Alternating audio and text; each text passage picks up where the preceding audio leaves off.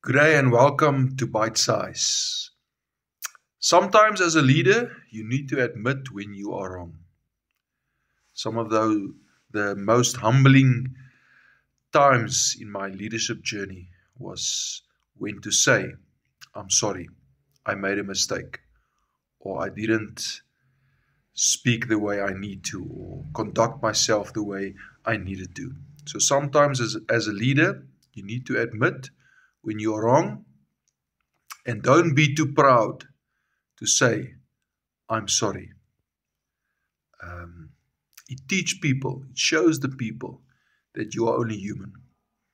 When you and I are able to admit when we make mistakes, you are not always right. Sometimes you have to tell the people that you are leading, I'm sorry, I made a mistake. May you be the best leader you can be. Cheers.